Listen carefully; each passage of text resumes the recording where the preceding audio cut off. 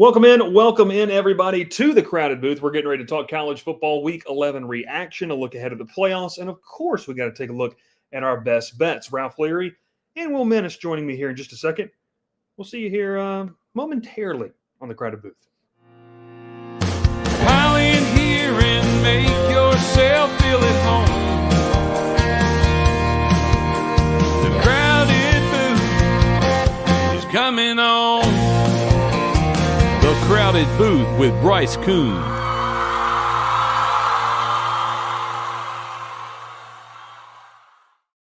All right, welcome in, everybody. My name is Bryce Koon alongside Ralph Leary and Will Menace. We welcome you in to tonight's show.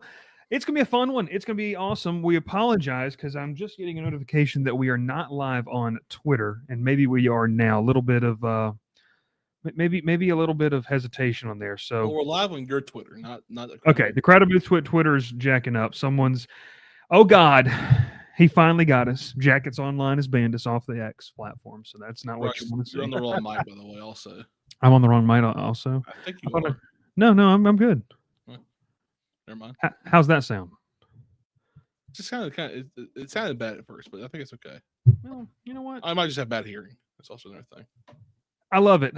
Clayton says, love how YouTube still tells us to follow the community guidelines, even though there is no chance that Jonesy and I will do that. And we understand that how Hey, let's talk college football. It is a beautiful night for college football talk. How's the weather over in Columbus, Georgia, by the way? How y'all rocking and rolling over there? It's fine today. Like 75. Too hot.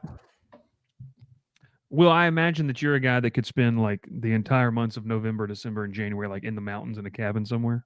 Could. Like a nice brisk 45 to 55 in a cabin, North Georgia. Hey, we could. And I'd be in shorts because long pants are the worst. You want to know something? I got a story to tell you first off, and it's about why we shouldn't do drugs. But what I wanted to tell you was, you know that Ralph doesn't wear jeans? I don't wear jeans. You don't like to wear jeans? No. I legit had one pair of jeans growing up ever. I wore khaki pants majority of the time. I'm a jeans guy. Gavin says jeans are dead. Dr. Bob says, who else is not wearing following the community guidelines is Jalen Miller in Baton Rouge. No respect for Tiger Stadium. I'll talk about that. Brutal. Omar the Tiger sucks. That's also something. Ralph, what's Siri doing? We'll talk about that later. And it'll be a lot of fun. Clayton says we're feeling rowdy. John says, let's go Jackets. We're talking about them. Dr. Bob says Jackets as well as Clayton and spreadsheet updated. Who is we? You got a mouse in your pocket? I got a mouse in my pocket. It's not a banana, but it's a mouse. I wanted to, out of all the things that have been said on the show, that's the one that you just bug eyes at me. Okay, real quick, I wanted to shout out because he has not tuned in a while. I don't know if we turned him away. John Burns, I know you're going to watch this after the fact. We hadn't seen you in a while, but he went to Rec Talk. I found that out. He did. I commented, and he said he took a break from YouTube. So, if Will goes to the mountains during the offseason, Auburn have the same amount of wins as they would in the regular season. That'd be impressive that they could win, Will, 4 games in the offseason. Yeah.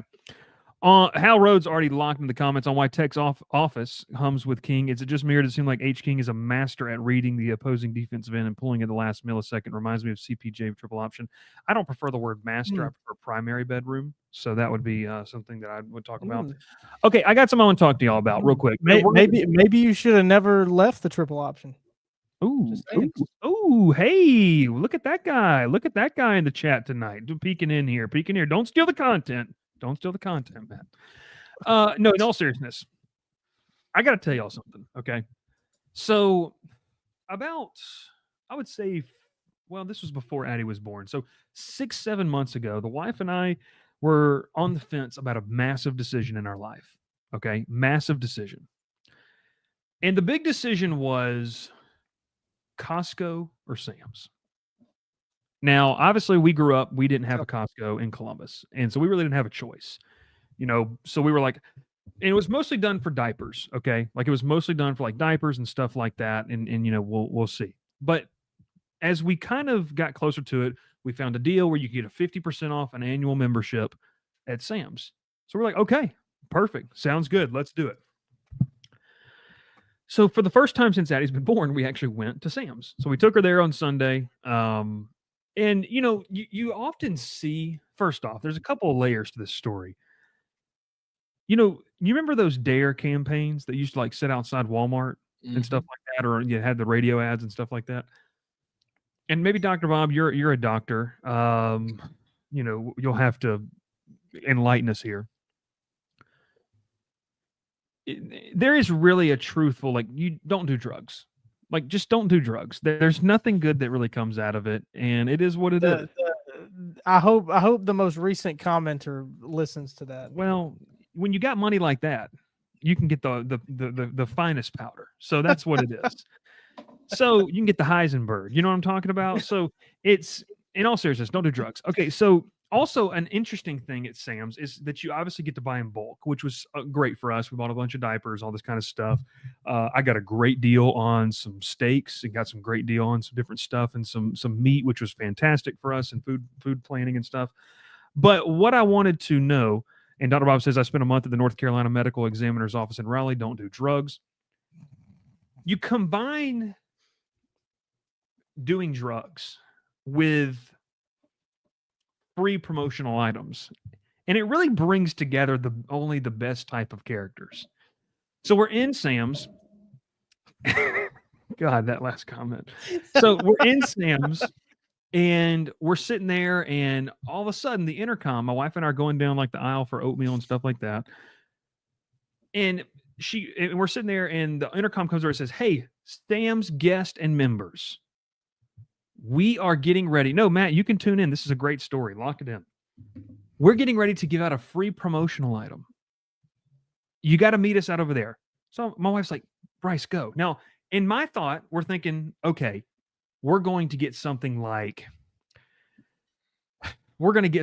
I'm so far into the story and I'm not even sure it's going to be funny anymore. But, we're talking about, it's a free promotional item. You got to go sit here and do this thing. My wife's dying laughing over here. Hey, bring her over here. Let's see her. So, and Trevor says, don't do drugs unless they're free because they're expensive. Yeah, that's right. So I agree. We're sitting there and we're in the Sam's and the intercom goes off. And so I go over there. Now, first off, when you gather people, it's all shapes and sizes. It's all the colors of the rainbow, which is good. You want that type of diversity with free items. But you get in there, and immediately the person that I'm standing next to, they start the demonstration. And it's some type of cleaning product, which, you know what? Hey, we got this little one right here. Maybe we need that. So we're looking at it, and the lady next to me, you can tell when people are feeling pretty good. You know what I mean? And so you can tell when they're feeling pretty good. This lady starts like spraying the cleaning stuff on different materials. And she says, all right, y'all feel this to make sure it's dry. So it's like grape juice on a carpet square, and it's, a Sharpie marker on a little mirror and stuff like that. And so she goes, and John says the weave gets wide when you do the drugs. I'm not sure what that really means, and I don't know if I want to. Gavin says I shop at the DEI Sam's. But we're sitting there, and every single time this lady like magically uses cleaner and it cleans it, you can tell because this lady's eyes get about as wide as this kid's head, and she's going and tapping me and going, "Did you see that?" I am having to look up in the corner of the store to not laugh because she just keeps going, "Did you see that? Would you look at that? Would you look at that? Just look at it." And it was absolutely one of the most crazy situations. You had to be there. Wild. And it ended with her partner, her mate. I don't know. I'm not very sure. He was, talking to Hillary about our baby, which was a little weird. And it continued with him kind of going and started yelling at her, "You're not in line." And she turned around and dropped as many expletives as I've ever heard in one sentence at him. And like, "I'm in the line and I will stay in this line." And then she just goes right back to just making these comments. And this lady doing the production obviously doesn't want to be here and doing it. And she just keeps talking to her. She's like, "You might have found just my best friend." This lady ended up walking out with about $120 worth of merchandise. for the price of like $40.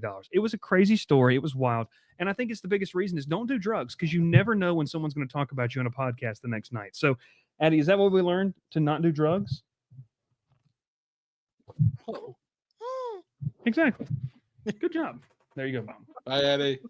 All right, so that was it. Welcome to Baton Rouge. That's why St. George is seceding. Yeah, they are. We have a city seceding within our own city. So that was a lot. I know that you can't really understand it, but it was absolutely wild to be a part of. The person continued to go like, "This is the best stuff ever," and like freaking out, and they kind of smelled weird, and it was just a very interesting thing. Gavin says, "Don't hit women either," per Brent Key. That's also something you got to keep in mind. So just a wild time at the Baton Rouge Sam's. So a lot of great stuff, a lot of awesome stuff we have talked about. So that's 11 minutes. I want your thoughts on, have you ever experienced any type of like a thing like that? Do they? Yeah. Bryce, you know where we live. Yeah, You grew up. Every I day. do. It's every day. I'm aware. That's why I don't leave my house. That was wild. I'm already getting a text like, "What in God's name are you talking about?" That's what that is. All right, let's welcome in. Let's talk college football. So just skip to 11:55. We talk about this. We each have a takeaway. We're going to get into our playoff. Do we want to touch on our? We'll wait to touch on the best bets because, man, there's one guy here that he's creeping. He's creeping up, and he's not creeping in the catch a charge type of way. I mean, this guy is really starting to creep up the ranks, and I'm excited to see it. Charlie Peak says he goes through it every day. Okay. Bryce, tell the story about the gas station Rome. That's going to be a members only video. We'll have to talk about that later. That's one of the great all time stories, like really of all is. time. It really is. John said, "Do you understand the Brent Key middle finger explanation to KQ from the post game interview?" Huh? Wait, really? I have no clue, man. I'm blocked on everything. I couldn't tell you. I don't know, or I don't know nobody. So there we go. Okay, let's get to this. Let's talk here. Ralph, let's go first. Your big takeaway of Week 11. What do you have for us? The Georgia drop off, rock and roll, and then Will and I will give our thoughts after you. I just have one question. It's just what happened? What has happened to this roster, to this team, to this coaching staff? I mean, if you watch the game Saturday, you watched the most pitiful performance that Georgia's ever had in the last 5 years, in my opinion. It was pitiful. I mean, you saw them get beat by Alabama, this past year. That first half was, or this year, that first half was pitiful. They made a strong comeback in the second half. I was expecting the same thing as Ole Miss. They didn't show up.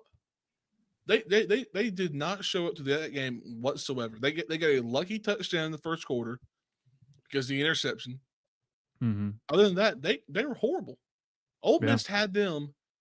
I mean, didn't know what to do. Carson Beck, horrible performance. Could not run the ball at all. Nate Frazier, 12 carries, 47 yards. That's the best running game of the day. He averaged 3.9 yards carry. 3 of those is the first down every time. Yeah. Why not hand him the ball more than 12 times?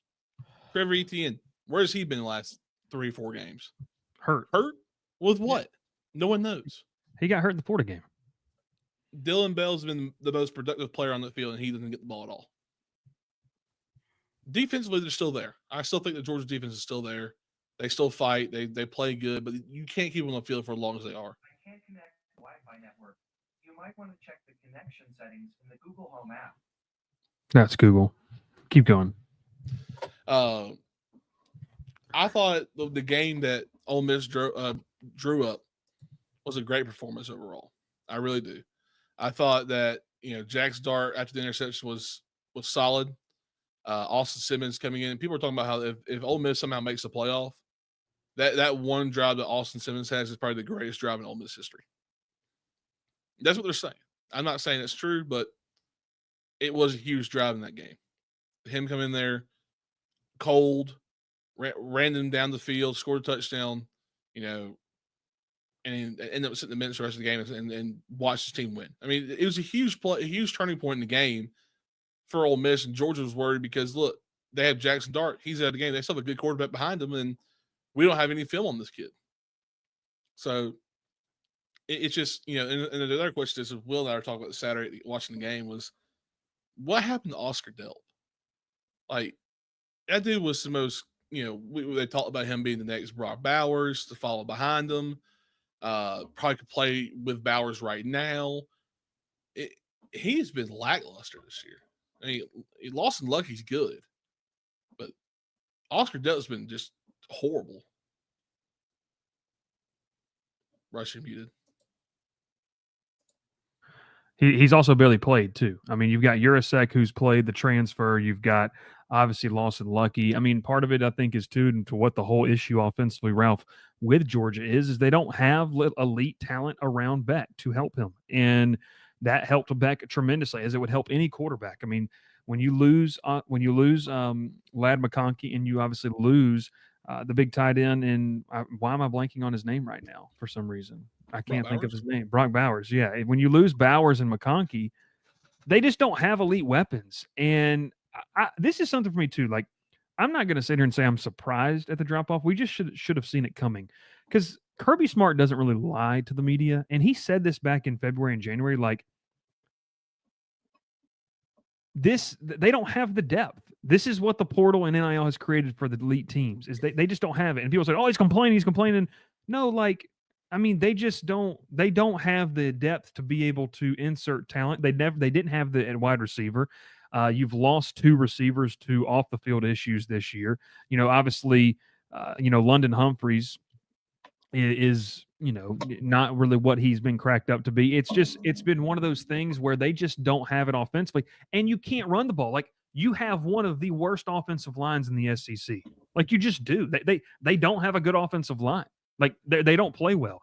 And I saw, obviously, Brooks Austin, who does a great job with his show, talked about this. When you look at the recruiting prowess of Georgia offensive line-wise, everyone assumes, yes, this and this. The past 2 cycles, they found 2 starters. And they were hitting at 4 to 5 starters per cycle before that. Now, I think they're very well set up for this class and going ahead, but they're just not good. And it doesn't matter how good Nate Frazier is independently. He can't hold on to the football. It doesn't matter how good ETN if he can't stay healthy. For 59 yards as a team. That's added in Carson Beck's sack yards. That's abysmal. Yeah, that is something you would never thought you'd see out of Georgia in the past few years. And I'm not excusing Carson Beck's play, Ralph. I'm just saying, when you take into that account, it's really hard for a quarterback to be successful. And I'll talk about it, obviously, when I talk about the team I'm going to talk about later. He's trying to do too much. Like, Will, we talked about this. Yep. I mean, he's hands down the best player on that offense, and he's trying to play above himself. And that's one more thing creates problems. People talk about, like, the completion ratings there. 20 to 31, 186 is because he throws nothing but screen passes. That's why their completion ratings there. They don't have the wide receiver talent. Yeah, they don't get open, and then when they are open, they don't catch the ball. Completion percentage was 65% because he threw 17 screens, bubble screens, wide receiver screens, tight end screens. It's just it was a lackluster performance. Now, I understand the rain's there. It's hard to play in the rain. But it's been all year with them. But it is, like I'm saying, like, go back to Florida. You had two plays that really got him in the game. I mean, Florida with DJ Lackley probably wins that game. I think Ole Miss with anyone playing quarterback would have won that game. Between Walker Howard, Austin Simmons, and Jackson Dart, I think they could have won the game.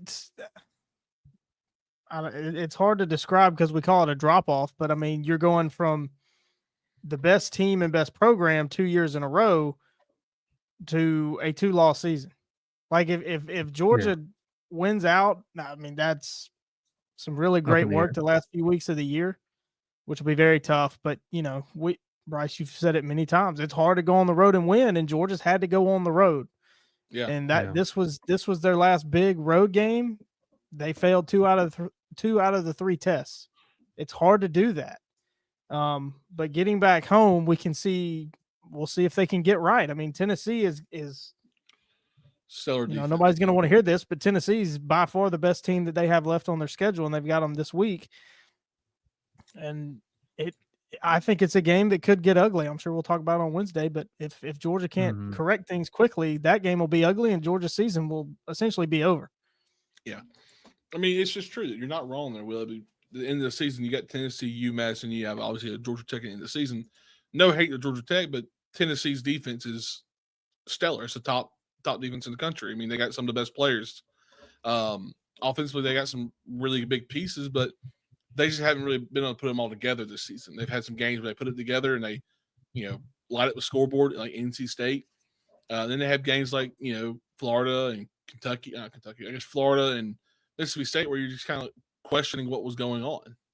Yeah. And I think if you go back to the Alabama game, they were throwing the ball very well. They dropped a lot of passes that game. Well, they're second in the country in drops. I mean, they don't catch the football. No, they don't. I mean, Nico's done a great job this year, honestly, for what he had to deal with. I'm talking about Carson Beck. Georgia's second in the country in drops this year. It's abysmal. It's brutal. And like Will said, they don't have the wide receiver talent they've had. They don't have an explosive weapon. They've got Dylan Bell. He's a good piece, an interchangeable piece.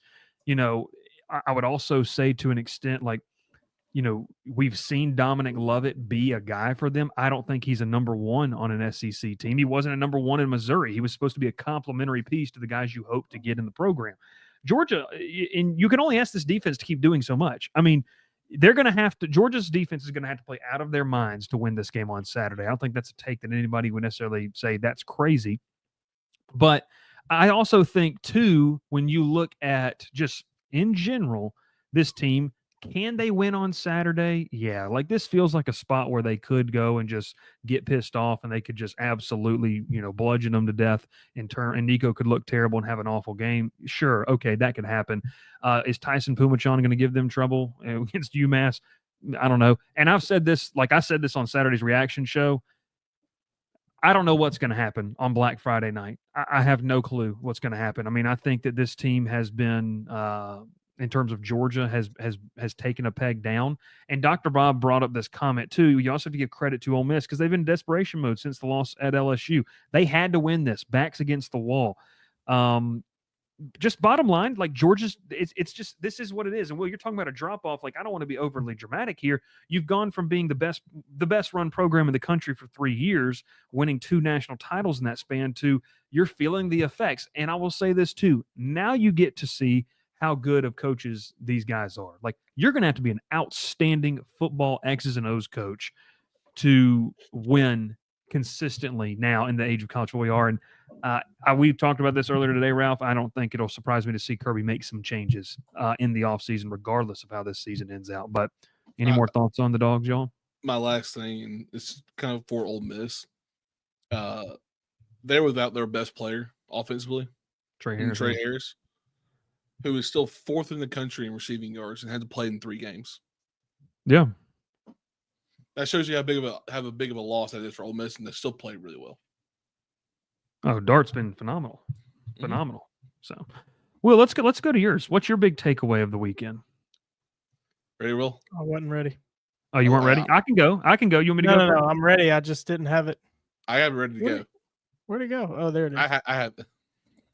Memorial uniforms are undefeated. They're great, whether it's in honor of a person like Arizona State wore their Pat Tillman memorial helmets on Saturday night and got a big win against UCF, or just the little tweaks and changes we saw with it being the weekend before Veterans Day, some more stars and stripes, some more red, white, and blue. They're great. I love them. I think they're a great addition. To any team. And, Ralph and I, when we saw that Arizona State was winning those Pat Tillman helmets, there's no way they're losing. And they had a gutsy 4-quarter game against UCF, and they pulled it out. They're 7-2, by the way, aren't they? They're 7-2. They're still in it in the Big 12. Oh, yeah, wow. There you go. A little shield, PT, and 42 for Pat Tillman. They're great. I love Memorial uniforms. I didn't even know Memorial uniforms were a thing until you said that. So that's awesome. That's good stuff. South Florida tweaked theirs. Their logo was stars and stripes instead of green, like it normally is. But they unfortunately had to play Navy Veterans Day weekend, which that's never good. Did Air Force play? I think Air Force was off. I don't know. Because Army and Navy one, I was going to say, did service academies go undefeated on Veterans Day weekend? Not a surprise. Coast Guard Academy win? Yes, they did. How about the Space Space Cadets or whatever they're called. I have no idea who that is. They're good. Shocking, very good. Jonesy. Shocking. Very good. Lane United, shocking. No, that's good stuff, Will. They are awesome. Air Force did Clayton, win. Sorry. Clayton says, did BC win the red bandana game? They didn't have one. I have no clue. Remember, we I were don't out know on either. BC, so we're rock dwellers. We don't talk about them.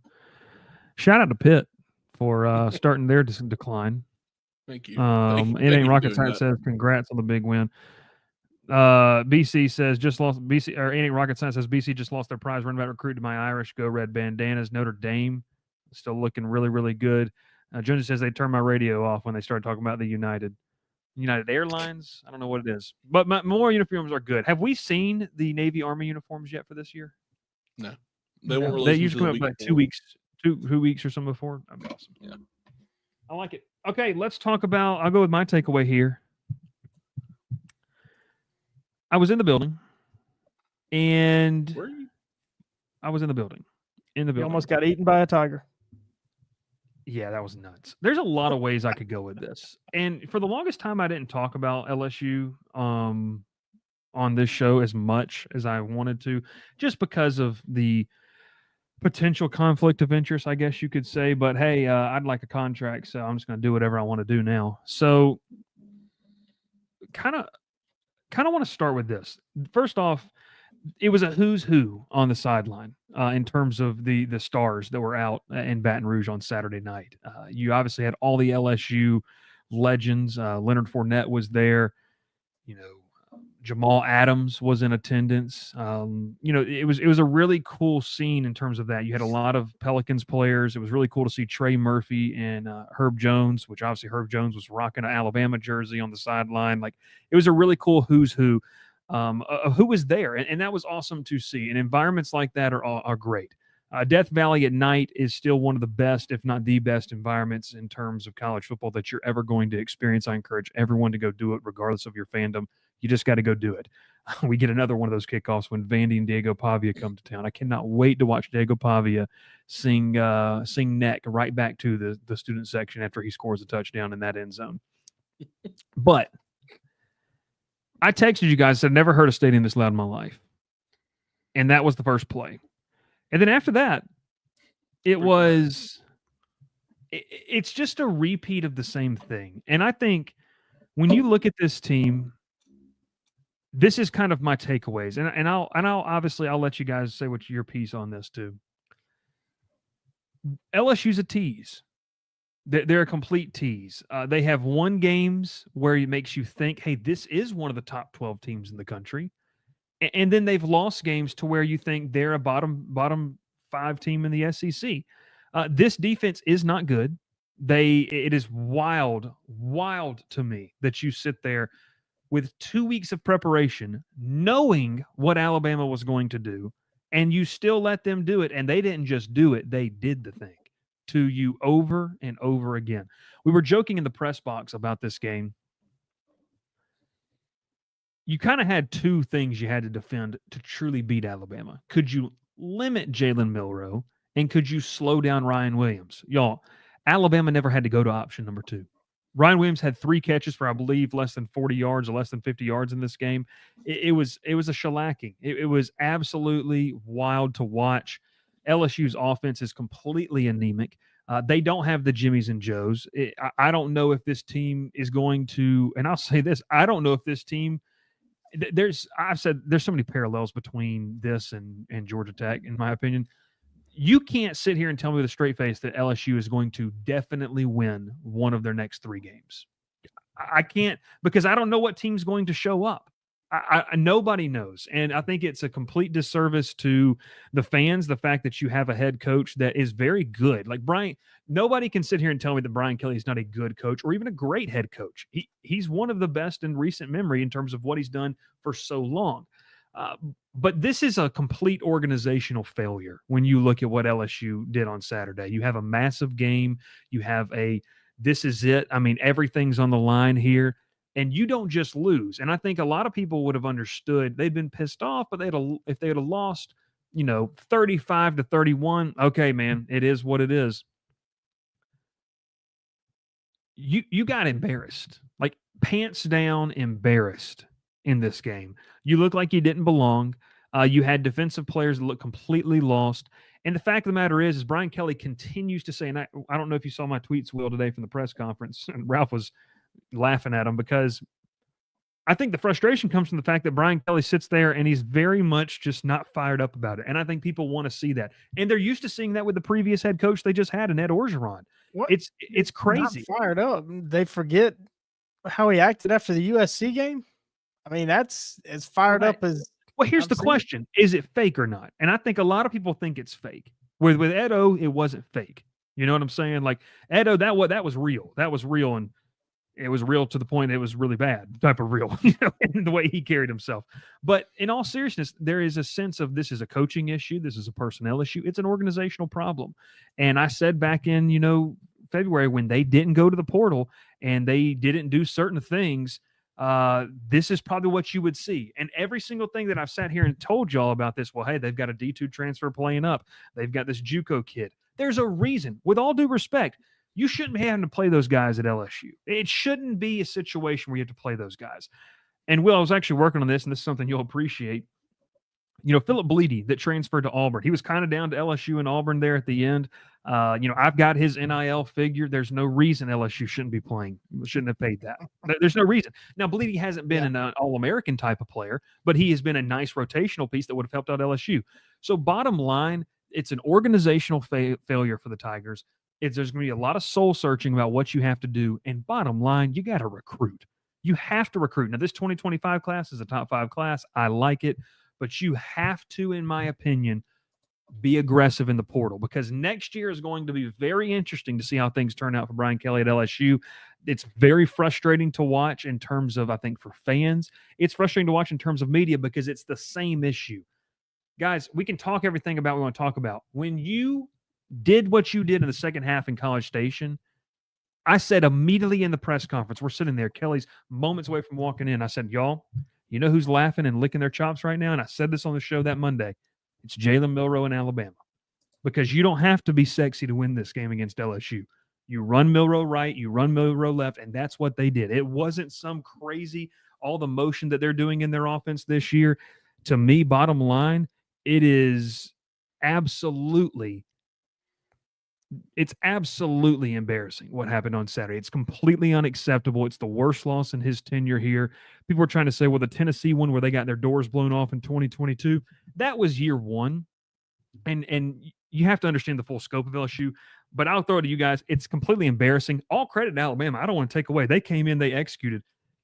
But LSU got caught with their pants down. And you're starting to see this team is more of you have no clue what they are, instead of this is a good team with some issues.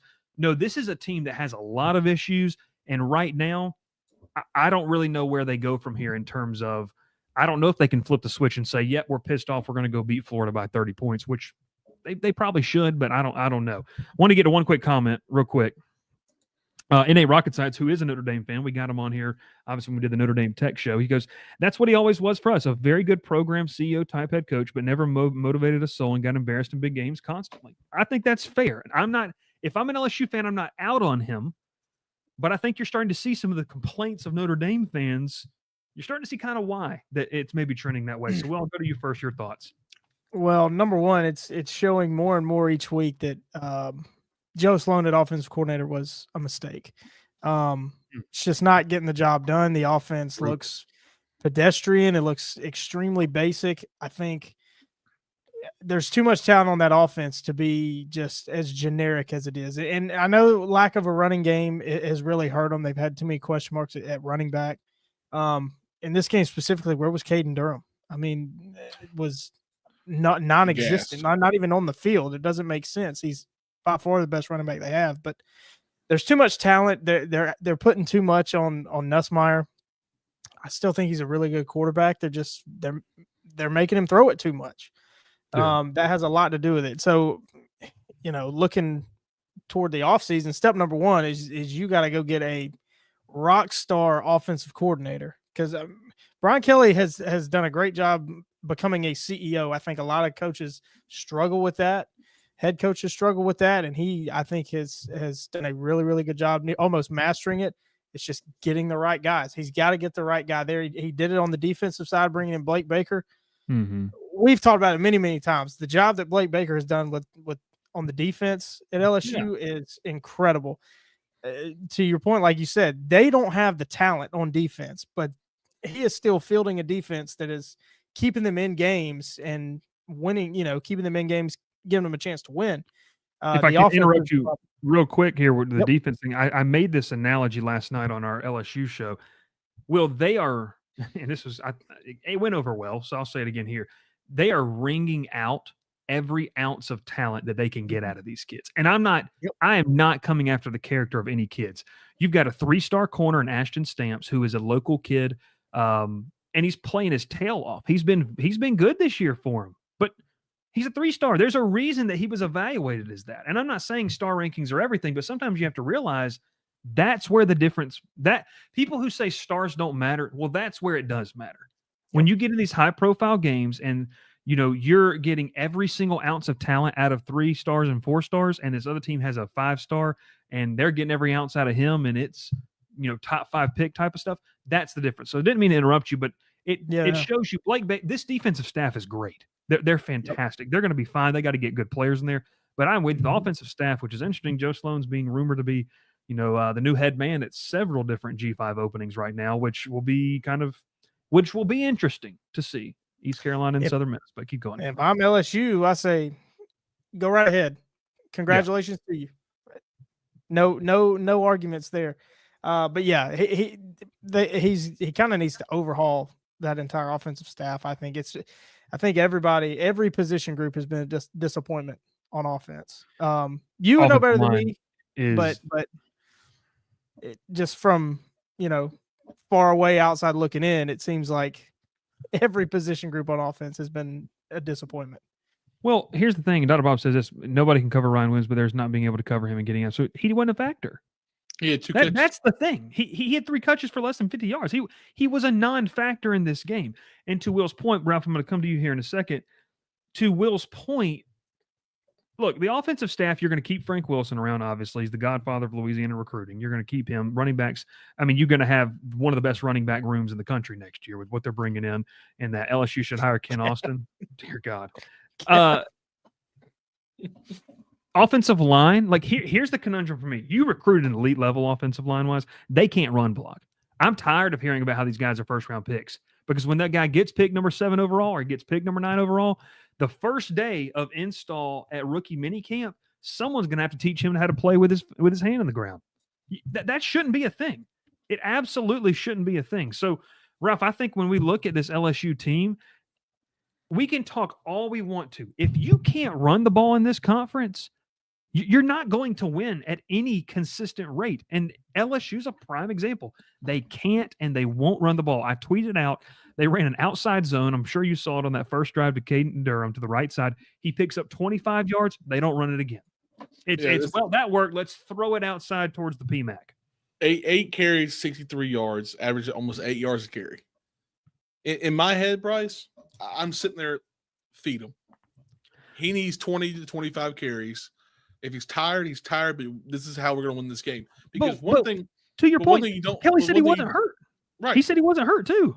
The one thing is always the biggest thing to me in games like this, just the SEC, is time of possession. You have to control that because your defense is going to get gassed by teams like Alabama, teams like Ole Miss, teams that have good offenses, that have fast scoring offenses. They don't care their defense on the field because they're going to score next drive no matter what. And that's what Alabama was thinking. They don't care their defense is on the field for long because they're going to go out there and they're going to run down your throat for 5 or 6 plays and score again. Yeah. They did that drive after drive. It just felt like they were just exhausting LSU. They didn't have a chance to stop anything. They had no one who could tackle Milroe. You knew Milroe could have stood behind the line and pointed where he was going to run the ball and got a first down. Because I can tell you right now, Bryce, I know I talk about him a lot.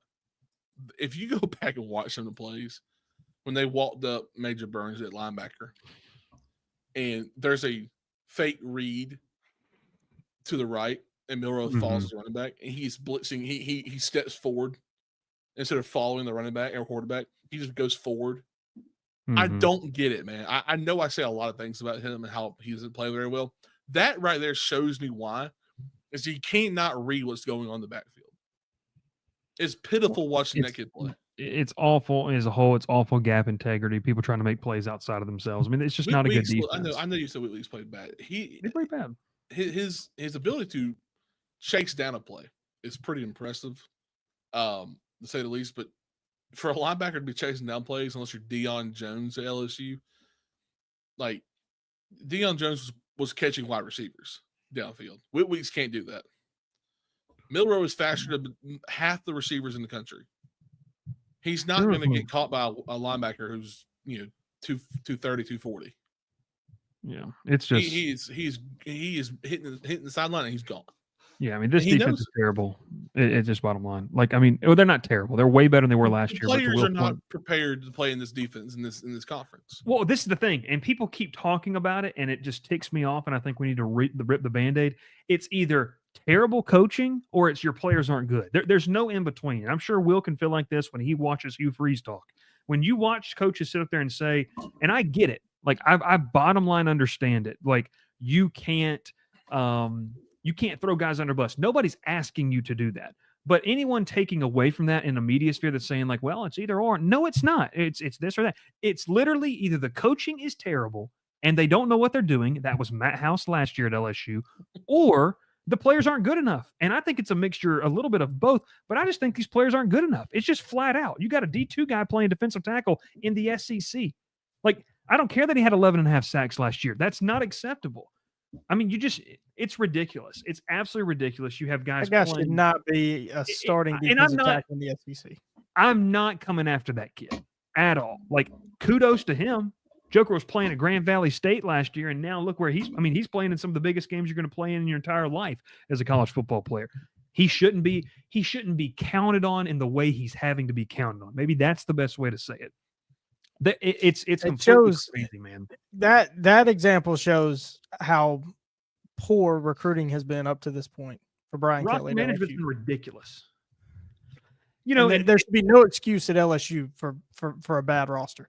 Well, and the big thing is, and fans down here are saying, 3 years ago you only had 33 scholarship players, coming out of the bowl game when Ed O got fired, and I get that. Like, I understand that. Hear me out. I understand that. It's been 3 years. It's been 3 years. And the problem is Brian Kelly hired poorly in his first initial staff at LSU, and he's having to course correct, and it's backed everything up. And I think, too, this team's a tease. They show you at times why they could win the SEC. They show you at times why they don't even belong in the conference. So that's my thoughts on it. I got pretty heated about that the other night, and people were like, well, you can't say that. I'll say whatever I please. So there you go. Okay, let's talk college football playoff. The predictions come out, or the rankings come out tomorrow. Shout out to people who aren't aware of that. They come out tomorrow night. It's going to be interesting, not at tomorrow where I am, because no one's going to care who's playing in the Gator Bowl. But in all seriousness here, playoff rankings. What are some of the biggest, and I'm going to pull this up right here, fellas. This is obviously last, week's playoff rankings. What are some of the biggest mover and shakers? What do you think we see here? Like, I'll go first. I think that you see, people aren't going to like this. Will's not going to love it. I think you see that number 11 team shoot up, because I think that they want them to shoot up, even though the win was as dominant as it was, and they probably deserve a little bit of that. I think 11 is going to shoot up into the top 9. I think that 16 is going to shoot up into the top 13. And it's going to be interesting. And I think if Alabama is 8 or higher, just go ahead and wrap it up, because I got one. The committee is once again handing Alabama a national championship. That's why they ranked LSU at 15, so they could justify putting them up higher. I mean, they blew out LSU, but they overranked LSU just for this, to make Alabama look better. Well, they beat the number 15 team on the road by 40 points. They're so good. You're going to see that number 24 team jump about 3 or 4 spots too. Who's 24? Missouri. Why are they even ranked? Why are they ranked? I agree, Why would they jump? because they had a win on Saturday. They won. Who'd they play? Oklahoma. Last second touchdown. If we don't see South Did you Carolina, not? Did you not see Drinkman's interview? Yeah, after the game? he's on that good kush. I don't know what in God's name he was smoking. We're still in the Someone needs playoff to have a race. conversation. I don't know with him. how you're in a playoff race, but you are apparently. How far does Georgia fall? You think? I think all the way down 12. to like 11 or 12. Yeah. I was going to say 10-12 range. I mean, it's a pitiful performance. You have to put them below top 10. You have to. They're not. I don't think they're. If SMU's not in the top 12, we're gonna have issues. Well, if they're not like 10, I'm gonna be really upset. Where's Miami drop?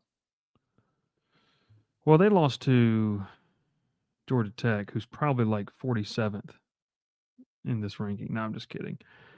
Where does Miami drop? That's an interesting conversation. Gavin, my point was their case, they build their own case. They overrate teams to justify putting the teams they want to win it all where they put them. They've done it forever. You want my next hot take? I didn't want to listen to Joel Klatt when he started making that argument because his first example was Auburn, because the committee had Auburn ranked 10th or whatever to prop up Clemson. What's your next hot take? I think your number 9 team drops. Probably. Because I think that they want them to drop. I think you're going to see it. I'm telling you this. I said this last week. I think there's going to be a case made that the G5 champion is going to have a vote of confidence over the Big 12 champion if chaos continues in the Big 12. Now, unless it is that team that's number 20, because of ratings, they're going to want them in that 4 spot. Number 20 is going to be in the top 15. Oh, baby. Number 20 is going to be in the top 15 tomorrow. Without a doubt. They might be 13 tomorrow. Okay, so I'll tell you, 17 is either out of the playoffs or out of the rankings, or they're at 24, 25. No, because they need them to sit there in the playoffs. So if Colorado goes to the Big 12 title, they can have a ranked win in the conference. They got blown out by Kansas. They don't deserve to be in the top 25. It doesn't matter. Ralph, what has Missouri done this year? I agree. Lost to Alabama, but they're still ranked. Lost to A&M. Does Washington State have any chance? A chance at what? No, I don't know why they're ranked. Chance of making a bowl game? Probably. Yeah, they'll be there. I mean, look, they have. Iowa State's lost 2 straight now, and they should have lost 3 arguing straight. with you that they're overrated, but like Will said, I agree to Will's point to an extent. They're creating these, and Will pulled a Brian Kelly and banged the water bottle on the table last year when we talked about this about Florida State. That they create these. ESPN creates all of this to prop up the best ratings. That's what this is. And like people say, well, that's a conspiracy theory. Well, if you Further don't think proof that it's real, like they really do care about these matchups. Further proof. Where is Tulane? How is Tulane not in the top 25? That's nuts to me. They're in every other ranking but college football playoff rankings. Well, the AP polls Trump. Because they're called Tulane. That's why. That's the only reason. They would rather give other teams. I think South Carolina makes the votes. The fact that South Carolina wasn't in last week is ridiculous. And people doubted them this week. I mean, Shane Beamer's going to be fired. I don't know if y'all heard that. Well, people really doubted them playing Vanderbilt this weekend at Vanderbilt. They owned them.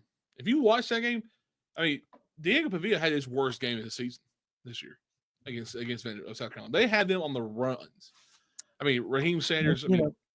Everybody plays their best game against Auburn. So, well, he didn't play his best game against Auburn. Even when Auburn's 3-9, everybody has their best game against Auburn. Appreciate it, Ryan Rocket Science. Thanks for tuning in tonight. I wanted to add this to you, especially Brady Cook. Brady Cook gets some secret sauce so he can beat Auburn. And sits out against Alabama. That makes no sense. Yeah. Wow. Performance. I think Miami stays in the top 14. They're not going to not have an ACC team in the top 12. I think that's I love this. His job, Dave probably needs to get a job. His job is overcharging small podcasts to make an appearance. I love So that. true. So true. I mean, Oregon's bona fide number one. I mean, I said this in the Discord today. I One think and two outside of Oregon, there is a case. There's noticeable flaws in each and every team. So it's going to make for an interesting stretch run. The 12-team playoff is going to be interesting, regardless. But I think we kind of sit here with. I think Bama's going to be a top 8 team. I think that. Well, I'll tell you this too. Indiana's sitting there at 8, right? Mm-hmm. They're waiting for it, man. They're waiting for Indiana to get clipped. If Indiana loses a game, I'm telling you they'll be out of the top 12 because that's what they'll be out of the top 25.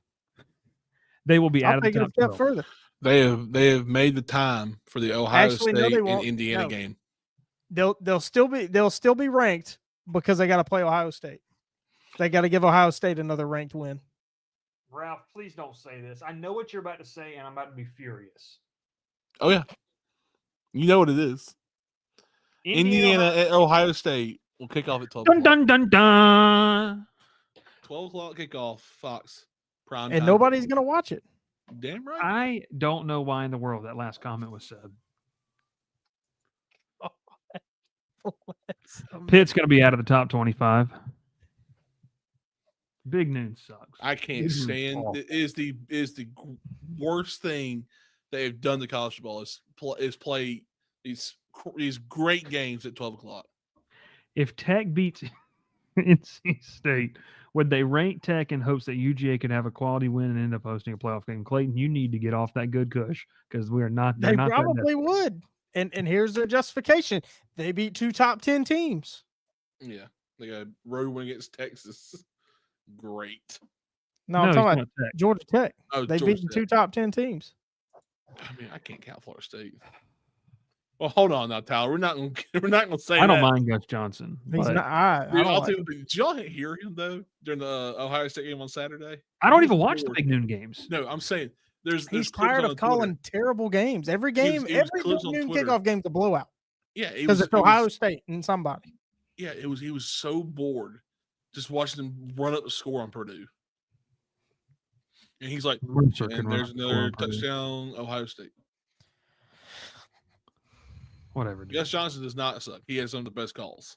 I'm just ready for SMU to be the 4 seed. That's all I want. Hey, shout out SMU, by the way, man.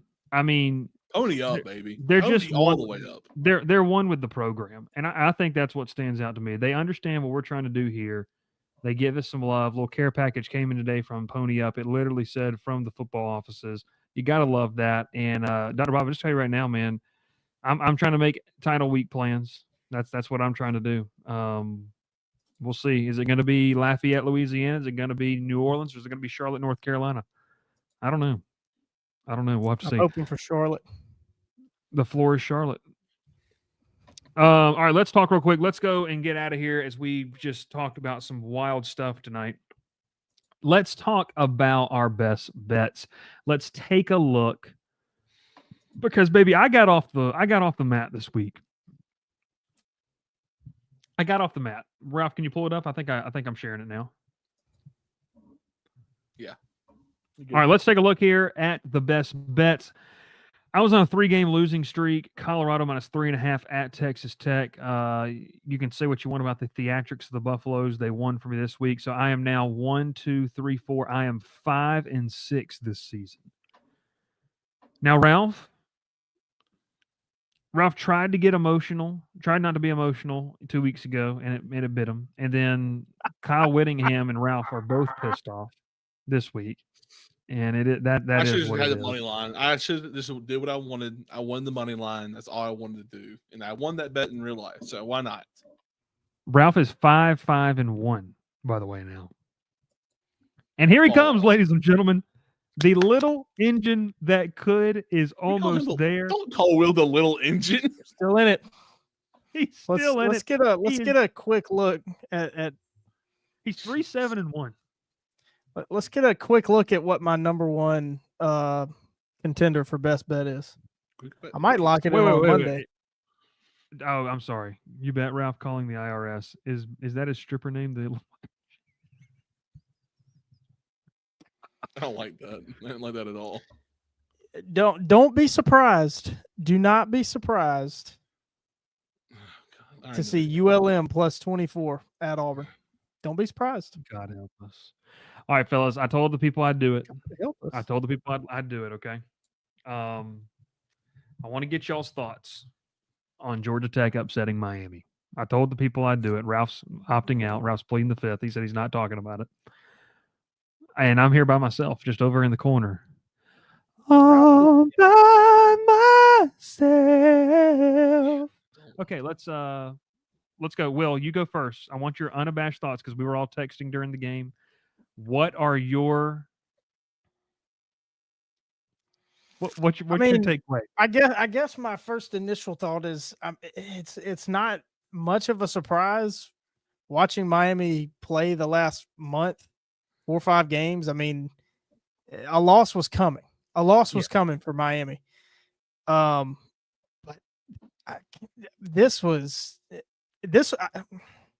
nobody's going to want to hear this. Use your words. Okay. But this is far more about Miami than it is Georgia Tech, because how Georgia Tech was one-dimensional by choice, and Miami could not stop it. They couldn't stop it. Georgia Tech, Buster Faulkner, Brent Key, hat tip, great game plan. It worked, but it was out of necessity. And Miami, especially defensively, refused to make adjustments to try to stop the run. I don't know why they didn't put 11 in the box and make Haynes King at least throw a screen pass, because they weren't going to throw. The plan was to not throw the ball for Georgia Tech. Put all 11 in the box and at least see if he can throw it outside 8 yards, whatever. I mean, that just how about put some pressure on a true freshman quarterback? That too. It's just Vince. Jesus. No, Will. I mean, I think. Look, Tyler said he's not going to lie. He agrees. I mean, I think it's credit to Georgia Tech. Mind-boggling to watch. It's like, why does everybody think Miami's so good? Who's Philip Maxwell? He said Philo. He made him. He pulled a fat finger Jonesy. But also the same. You got to flip the coin. Huge performance by the Georgia Tech defense. I mean, Miami's a hard offense to stop. Cam Ward is maybe the best quarterback in the country, and they made it tough for him. Had his worst game of the year.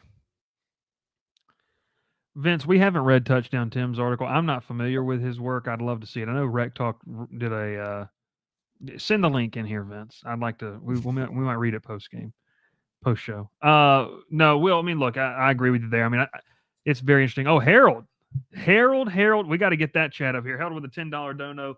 He said for $5. I don't know what else is the other $5 a tip. Do you think Chris Winkie will end up at FSU as the OC next year, Harold? I don't. No. I don't think so. I think Chris Winkie's safe in Atlanta. No. This team is taking on Brent Key's personality. Not perfect, but gritty and tough. Yeah. No, there's still flaws with Georgia Tech. I mean, I don't know what we're going to see in 2 weeks, in a week and a half. Shut up, Will. Okay, Ralph, your turn. Will sucks at this. $5.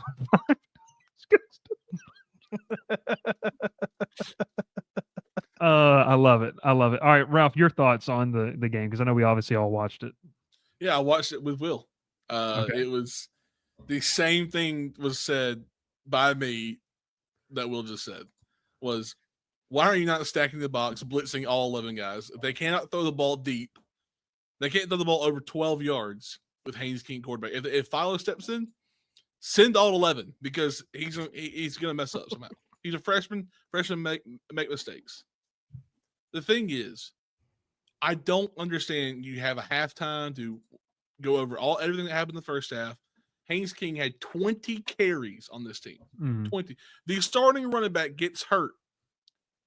Who is going to keep the ball when they're running a read option? Who's going to keep the ball? There are 16 other running backs they got? No, they don't have anymore. They had 2 guys that barely got to play because they're all hurt. If you're not just keying the quarterback every single play, you're doing something horribly wrong. That defense coordinator was lost during the whole entire performance. And like Gavin said, and I hate to say it because it's true, look, if I gotta find a comment, really, Miami lost the game more than Tech won the game. I completely agree with it. I'm sorry if you don't like that comment. It's true. Miami. I mean, I think any other average defensive coordinator could have called that game better than Miami did. But Miami, like y'all said though, there was a time that Miami was going to lose, and this would have been the game. It's because there's a video of him running on the sideline, which is so funny. If you've seen it, it's really funny. Jody said, "You hate to say it. I wish you would not." No, look. In all seriousness, I mean, I'm watched not that trying game. to hate. I'm not hating. I'm being Clayton's truthful troll. about this. Clayton is a troll. Clayton's also just a loser, so it's okay. Dear God. In all seriousness, though, look, Georgia Tech did what was necessary to be in this ball game. I don't know how Miami didn't win this game, and just in honest to God, like I don't. God, Maxwell. Like Cam Moore threw for 350 and 3 touchdowns. You're telling me they weren't doing the right things? Yeah, I mean, it's just weird. Like it was just very weird, and they defensively they can't stop anybody. And look, I mean, credit Georgia Tech. Like they came out there and they played well. Like they did what they needed to do. This is a massive win for Georgia Tech. Like they needed this. It's a momentum win. It's a signature win for Brent Key here in year 2. So and year 2. I like it. All right, let's end it with this right here. Jonesy wants to end it on a sad note. Thought of the Ben Herbstreit tribute. Man, dude, that was tough. I'm not even a dog person, and I was that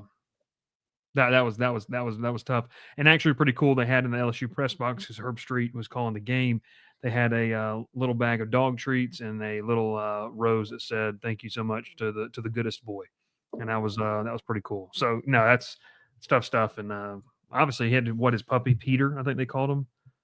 He's no Pete the cat. Is Pete the cat going to be our Ben Herbstreit? I hope not. Pete the cat doesn't leave the house. He left the house on Saturday. He ran out the door. Pete the We'll cat. have to go get him out of a bush. Next time y'all watch a game, can y'all just live stream y'all sitting on the couch and just live reaction to watch 12 hours of college football? Will's cat and his fiance's dog almost went at it about 12 times. So Pete the cat sits by the feeder begging for food to come out all day. That's wild. Hey, Will. Number 5 basketball team in the country. Who has a cat? Will does. You have not watched the show if you haven't seen Pete on here at least once a week. Jones already told us he was watching this in the shower while he was shaving, so I don't know. I did not see that comment, and I'm glad I didn't. So, hey, we appreciate you so much for watching and listening and tuning in tonight. We'll see you again tomorrow night, 7:30 Central, 8:30 Eastern. See you tomorrow night, 7:30 Central, 8:30. At 8:30 Eastern, as we go, we open the phone lines tomorrow night for an hour. Make sure you join. Clayton cents 99 cents. I think that's going to Ralph. Just no comment. I love that right there. That's awesome stuff. I think that's to Ralph for calling him a loser. We appreciate it for a hater. Go Jackets, roll wave. Let's go Duke. We'll see you next time here on the Crowded Booth. Pile in here and make yourself feel at home. The Crowded Booth is coming on. The Crowded Booth with